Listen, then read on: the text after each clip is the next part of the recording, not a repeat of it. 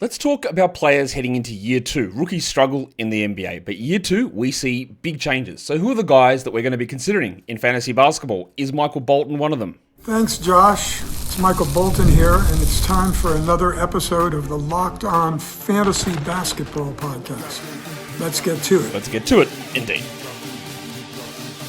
You are Locked On Fantasy, your daily NBA fantasy podcast. Part of the Locked On Podcast Network. Your team every day. Hello and welcome to the Locked On Fantasy Basketball Podcast, brought to you by Basketball Monster. My name is Josh Lloyd, and Holy Spirit activate! Holy Spirit activate! I'm also the lead fantasy analyst at basketballmonster.com, and today's episode is brought to you by Monarch Money. Take control of your finances with Monarch Money. Use the code LOCKEDONNBA at monarchmoney.com for 50% off your first year. Thank you also for making Locked On Fantasy Basketball your first listen every day. We are free. We're available on all platforms. Thumb it, bang it, comment it. If you've never done a Roto League before, I did a mock draft yesterday, which was a Roto League. Plenty of takeaways if you're not even playing Roto anyway, because I'm just talking about players and the differences in values for points and categories and head-to-head in Roto and all that sort of stuff. But that was yesterday's show. There is going to be announcements on the Locked On Fantasy Basketball Bowl coming. I don't know exactly what the format is going to be. There will be differences. I did not like, very obviously, the way that it ended with some of those issues last season. So there will be changes. But we will be still running many, many leagues. And I just don't know the overall format of it. But there will be plenty of opportunities to join leagues. Look around, I would say, the 10th of September for information on that. That would be my guess, as we still try to work out the details as we sit right now. What are we talking about today? I think it's relatively straightforward. We're talking about second-year players. We talk about rookies and how bad they are. We went through the numbers of where these guys ranked and how poor of a decision it is usually to invest in young players or rookies to see where they go. Now we're going to compare and contrast guys in year two. Now, the guys who are heading into year two this season are part of one of the worst rookie classes we've seen. So, again, expectations should be tempered. But I just want to see, and I want to show, I know because I've just looked at it, but I want to show you how this stuff looks 1 year after their rookie season. So let's take a look. How did the players, this is the Victor Wembanyama, Amen Thompson, Scoot Henderson, Brandon Miller draft class. We looked in the rookie show, we talked about how they performed as rookies. So what changed for these guys in year two? Well, that's exactly what I'm about to show you here. Because the numbers, if you're looking on the screen, it says points top 50 and goes 1 into 1, meaning there was one top 50 player, Wemby, as a rookie, and then in year two, there was one top 50 player, Wemby. But you'll notice the other groupings change. In Points League's top 100, there was one guy as a rookie, and then in year two, that turned into 3 players. As a top 150 player as a rookie, there were 4 of them, and then in year two, there were 11 of them. For category leagues, similar. One top 50 guy turned into 2 top 50 guys. One top 100 player turned into 4 top 100 players. 4 top 150 players turned into 9 top 150 players. So, double between 2x to 3x is what you get around these ranges. You see, the top 50, we don't necessarily do that, but we do see changes. And that's the Victor Wembanyama draft class.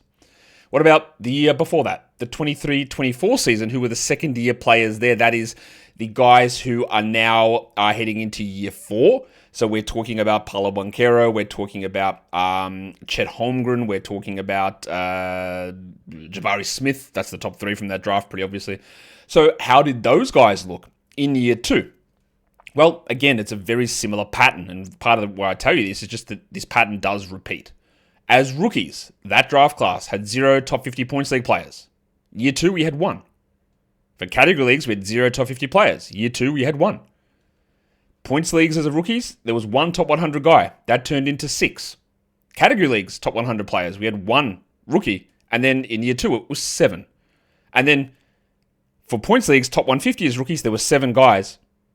In year 2, it was 14.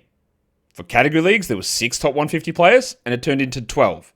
So again, basically, you're seeing a lot of this stuff double. The top 100 players went from 1 to 6 or 1 to 7. So while we don't look at these guys in year 1 that much, in year 2, you're going to get a lot more players jumping into that area.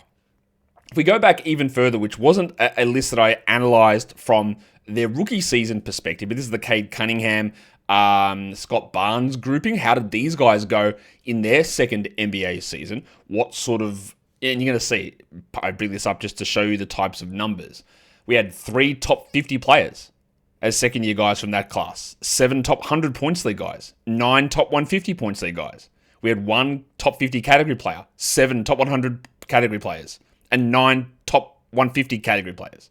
So those numbers are relatively similar. You get between 9 to, say, 12 top 150 second-year players as a general, very, very general rule. So how does things shape up this season? Well, according to Yahoo Ranks, Yahoo ADPs, and some of my projections, I'll show you how this second-year grouping, which is the Stephon Castle, Alex Sarr, Zachary Richer grouping, how it looks. Yahoo doesn't have any ranked in the top 50. They have 3 ranked in the top 100 and 8 ranked in the top 150, which is about where these players normally land. Their ADP, very similar. 0 top 50, 5 top 100 guys, and 14 top 150 second-year players in ADP.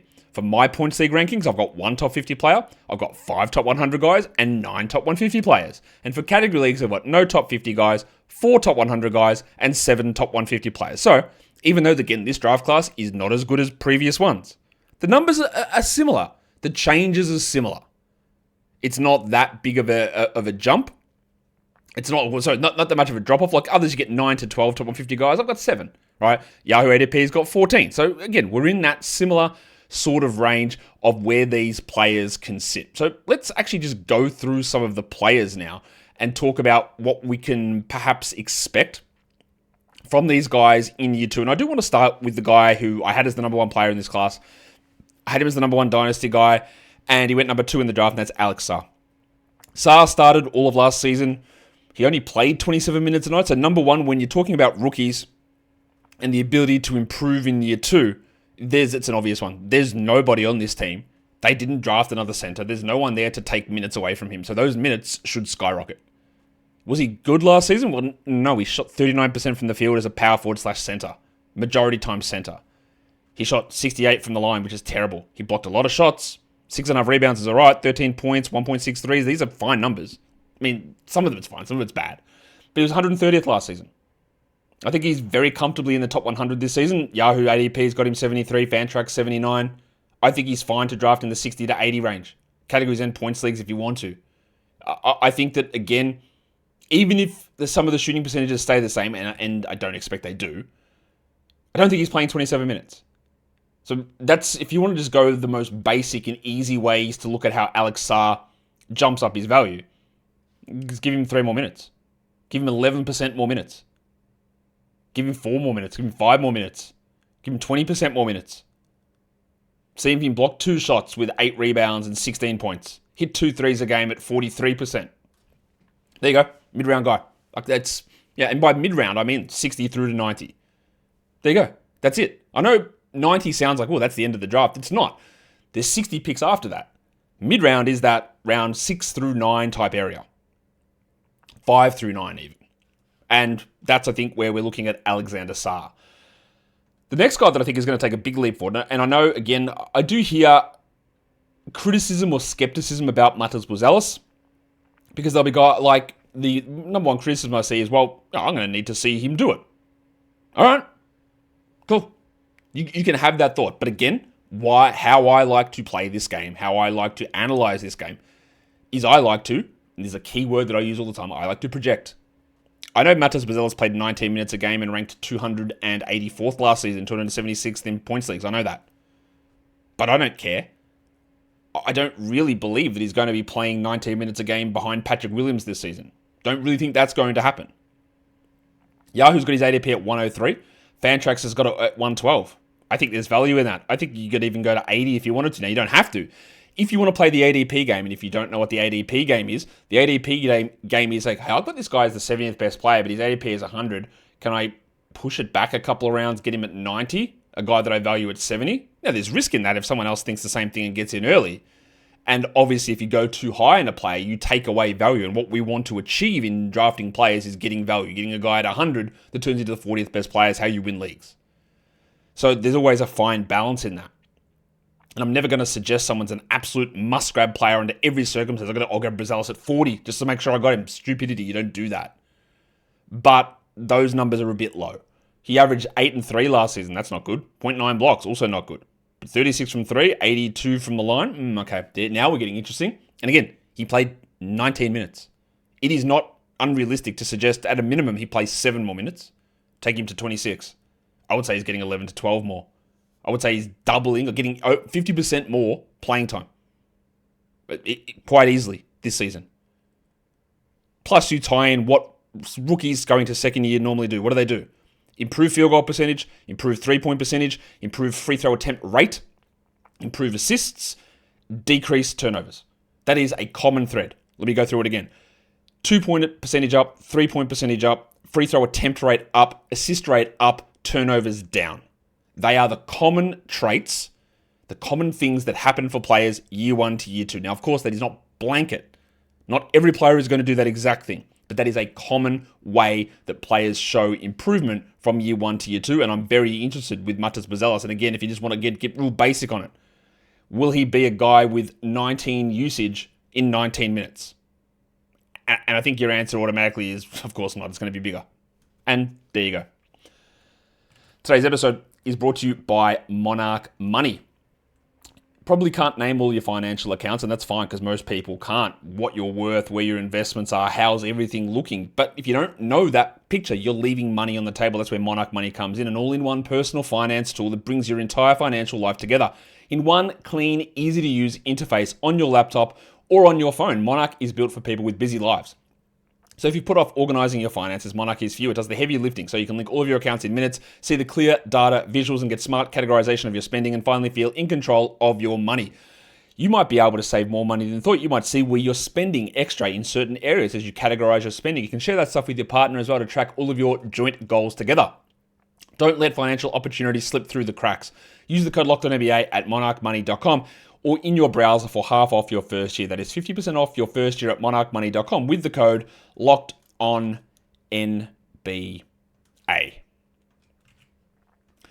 Don't forget, we've got a survey for you listeners. LockedOnPodcast.com/survey to get started. It just gives you an opportunity to give feedback on this show, on our advertising, on our network, and you go into a chance or get entered into a chance to win one of 10 $100 Amazon gift cards. It's LockedOnPodcasts.com/survey. So fill out the survey, tell us what you like, what you don't like, things to change, all that stuff over there as well.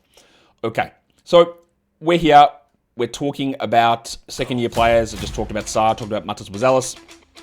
I've got 10 more guys that I want to go through as second-year players because, as we know, like you can have between 9 to probably 14 guys as top 150 options for second-year guys as a general rule season on season. So let's go through a bunch of these players.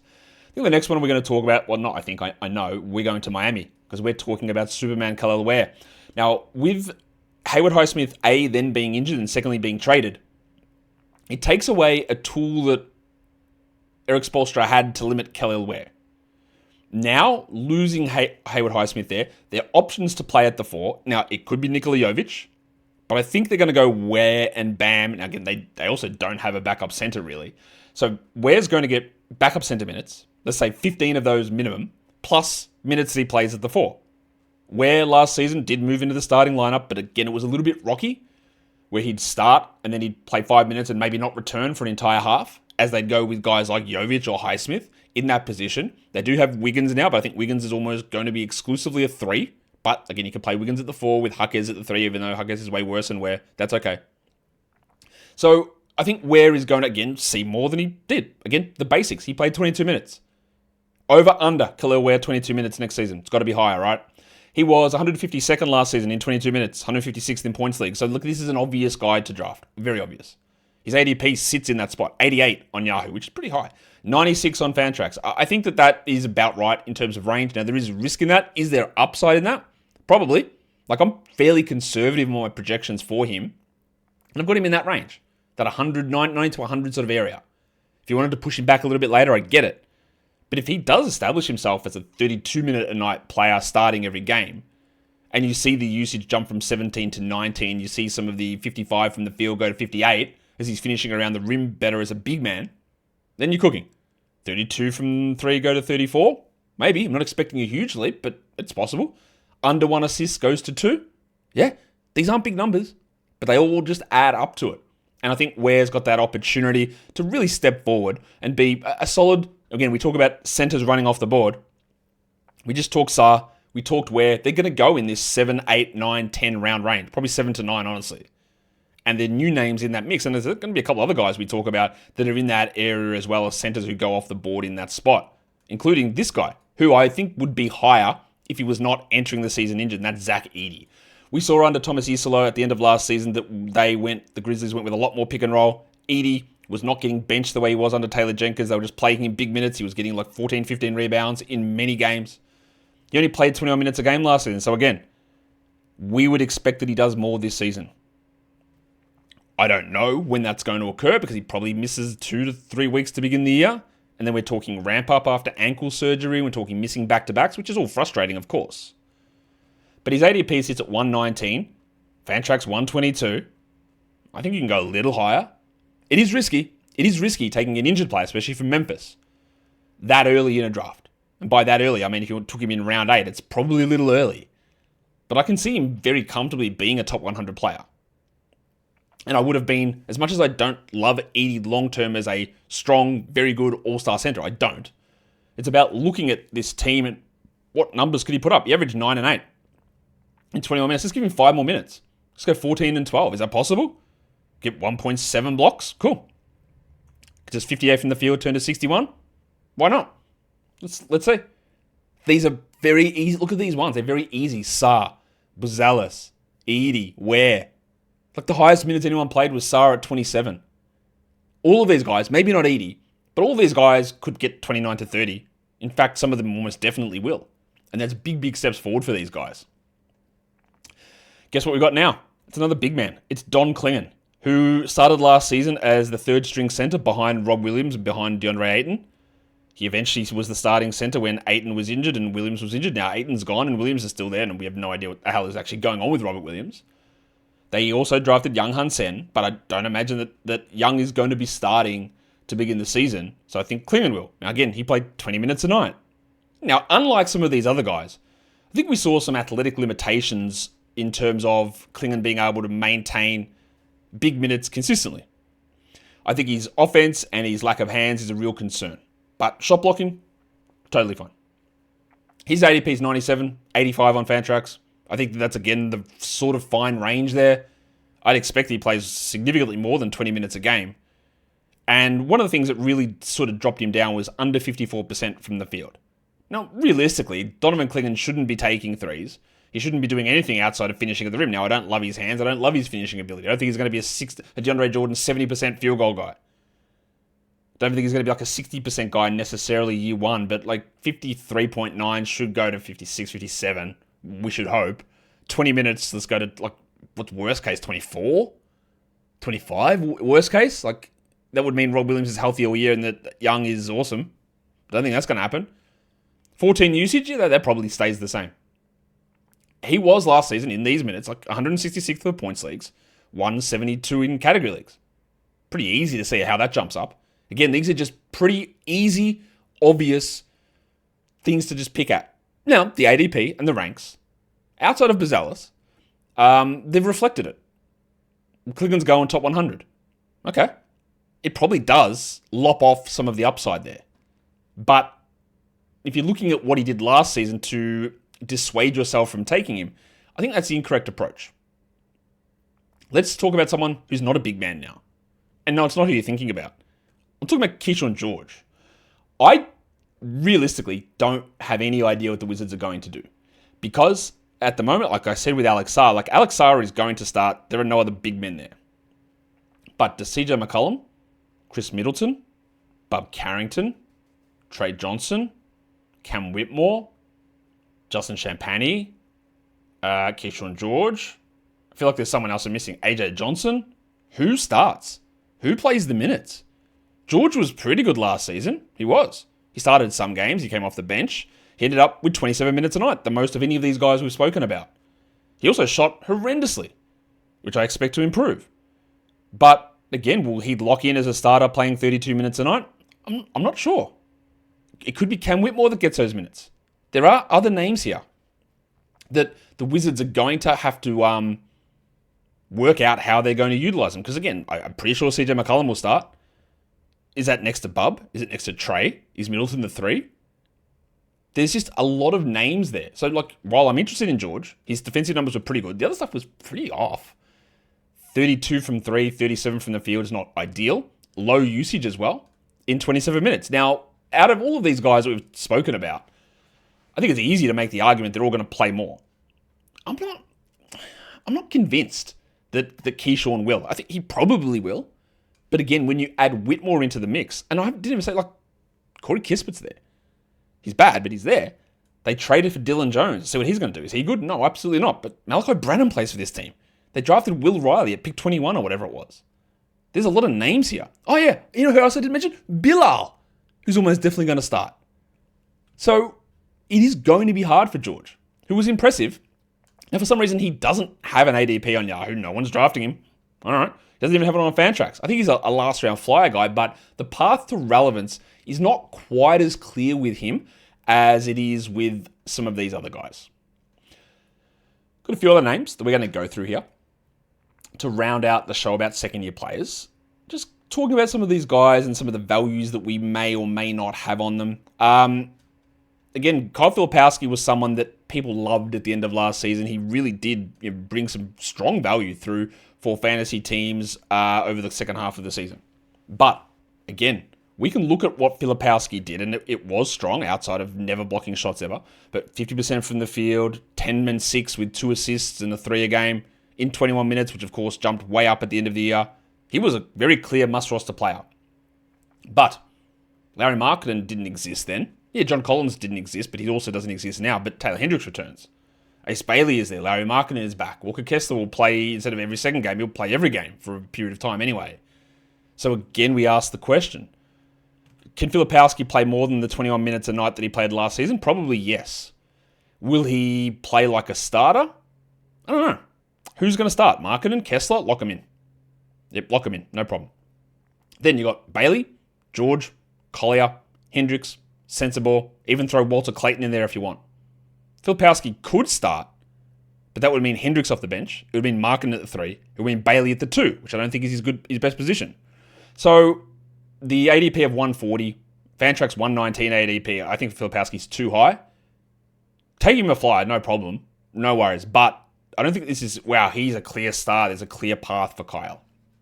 I think there is a clear path for Zach Ricochet to start. He started all of last season, but he didn't play like a starter.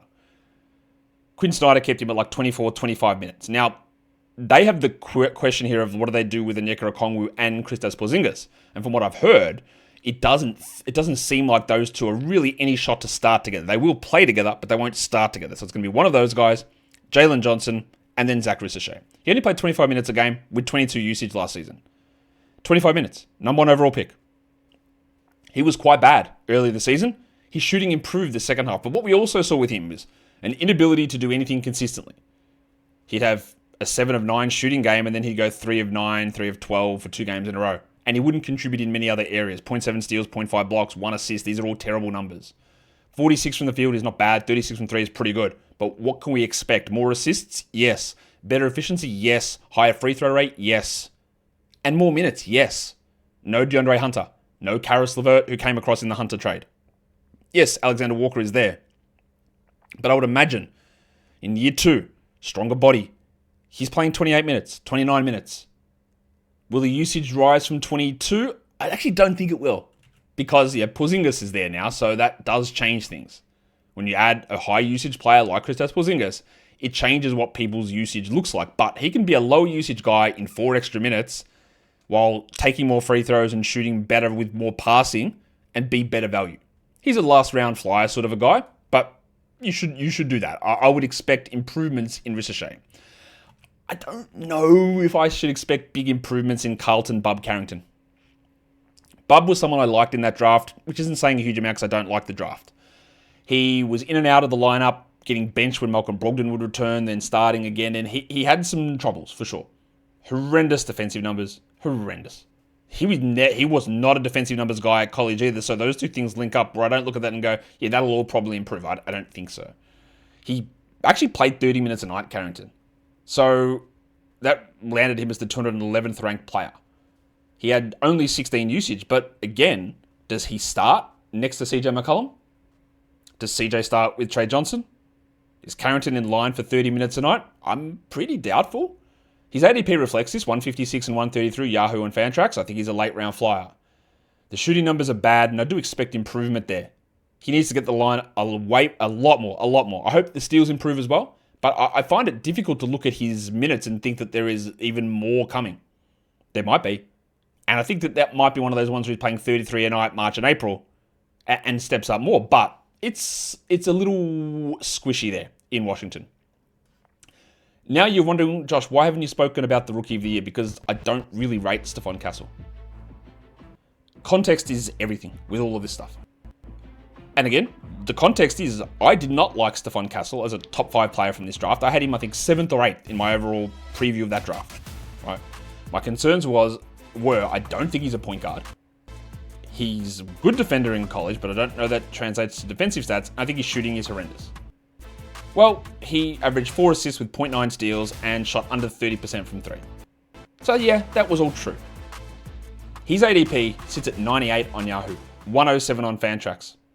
Not interested. Now, for points, he's a little bit different. He was 119th last season, 26.6. Category leagues, he was 204th. He played 27 minutes a night last season. But also remember, he didn't really become a starter until everyone was out at the end of the year, and they were force-feeding him usage. So he ended up with 25% usage, Stephon Castle, last season. But a lot of his numbers, and part of the push for him getting Rookie of the Year, was he was getting these huge usage numbers end of season when Fox was out, Wembanyama was out, Paul and Barnes were taking back seats. It was just him. And it's not just him.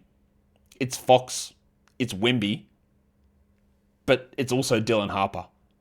So he's not really going to play on ball as a point guard. He's not going to maintain the usage he had. So you're relying on minutes going up. And I think they will. I think he'll probably play 30 a night. And you're relying upon him becoming a good shooter or a better shooter. And I wouldn't do that. Are you relying upon him being a defensive stats guy? Again, I don't think so. So, again, all of these sort of players, as a flyer, last 3 rounds, knock yourselves out. No way would I be considering Steph Castle inside the top 100. Points leagues, I could see where you get the argument for it, right? But, again, points leagues is minutes and usage. And while his minutes will probably go up, the usage, do not look at the second half of last season and go, yeah, well, look at that trajectory, because that was fake. He's just not going to be given that role. And if he is, the Spurs will win 15 games. Because something has gone wrong with Fox and Wemby out for the season, or they've really misprioritized where to put their eggs in which basket. 2 more guys to talk about here. Isaiah Collier was a surprise. I did not think he should have lasted as long as he did in the real draft, but I did not expect that Utah was going to be playing him as a starting point guard, and they did. The problem with Isaiah Collier from a real-life perspective and a fantasy perspective is he does one thing. He got assists at a pretty good rate. 6.3 assists in 26 minutes is really strong. He heads into year 2. Now, will he be a starter? I don't know. Kyshawn George, Bryce Sensabaugh, going big with Ace Bailey at the 2. All these things could squeeze him into a reserve role because he can't shoot. 25% from 3. 68 from the line. His defensive stats were okay, but they weren't great. He already played 26 minutes a night as a rookie, and he was 19 usage despite the team having many guys out all year. So, ADP 133, no ADP on Fantrax for some reason. That's fine as a late round guy, but his value was one category. And there were plenty of times last season where it wasn't worth holding him through this nonsense. Is it realistic that Collier plays 5 more minutes a game this season? I don't think it is. I don't think he will. He could be a 28-minute-a-night guy, maybe. But there's just too many, again, weird little parts here. Now, maybe I'm wrong, and maybe they lock in and go, he is our starting point guard. He is our future at that position. We're playing him 32 a night. He might average 11 and 7, but maybe they think that. But I'm not convinced that they do think that. The last guy that I want to talk about here as a second-year player is a player that is popular as a late pick in drafts for a very specific reason. His name is Adem Bona. And the reason is that we don't think Joel Embiid's going to start the season, and I think that Bona will be ahead of Andre Drummond in the pecking order. He was awesome for like 6 games at the end of last season. He was pulling in double-doubles. He was playing 30 minutes a night, but that is the fakest of fake basketball. But I like Bona. AO. All right. He is a player that is going to be a very strong backup center in the NBA for a long time. Not someone you build around and say, our center position is solved. Nothing like that. Doesn't even have an ADP on Yahoo. His Fantrax ADP is 276. Right? This is a player that in every, especially category league, he needs to be drafted. Until we either see A, that he's the third string behind Drummond, or that Embiid is just ready to go. But if Embiid is not ready to go, this man might give you, let's say, 2 weeks of minimum that Embiid is out to begin the year, 2 weeks of top 75 play. And that means you draft him. He blocks shots. He's got a super, we're talking about Sarr and field goal, like 70% field goal for Bona. Didn't play much, I know. 16 minutes a night in 58 games. But I think we get a big step forward. And the opportunity for him is the start of the year. But again, if Drummond's ahead of him, or if Embiid is healthy, forget this. But that's why we're recording this the start of September. That's why we're talking Flyers. Much like last season with Karlo Makovic. Like, I'm not sure who the Pelican center is going to be. I don't think Eve Missy is going to fit well with Zion. And there was parts of that were incredibly incorrect. And parts that were very correct. I didn't think Eve Missy would fit with Zion. He did not. I thought they would give Karlo Makovic an opportunity. But they did not. So we saw that Makovic wasn't in their plan, so we just stopped drafting him as that late round flyer. And this might, I didn't even include Misi on this list, by the way, second year guys, because I do not believe in him at all. But like someone like Bona, at this point, you have to think that he's the starting center opening night. But he might not be. It might be Drummond. It might be Embiid. But it's one of those three. And I would say that at the moment, we are really, really sleeping on Adem Bona. And that's the second years. That's 12 guys. Now, is there someone that you thought I should have talked about? Like, who else could I have spoken about in this? Reed Shepherd. He's going to be at least a regular rotation player this season. That's a deep league one. Ryan Dunn might start for Phoenix. I don't know that he's draftable, but he's there. Jared McCain in Philadelphia. Had that really hot run when everybody was out. Everybody came back. He cooled off. I don't think that he's draftable necessarily, but in that flyer zone, go for it. Jalen Wells, Eve Misi, Ron Holland, Baylor Shireman, Quinton Post might be a starter for the Warriors. Terrence Shannon probably doesn't do enough, but early in the season, what about in Cleveland? There's no Darius Garland, there's no Max Strus. Can Jalen Tyson get 26 minutes a night? Probably not, but you never know. You never know. What about the dildo in Indiana? Johnny Furphy? Probably not, but I just wanted to mention Johnny Furphy. Guys, subscribe to the show. We'll do another show on third year, guys, which is when the big breakouts normally come. But second year, we get huge improvements. And that is why we want to make sure that we're looking at the right spots, the right values, and hitting the right guys. Guys, we're done here. Thank you so much for listening, everyone. See ya.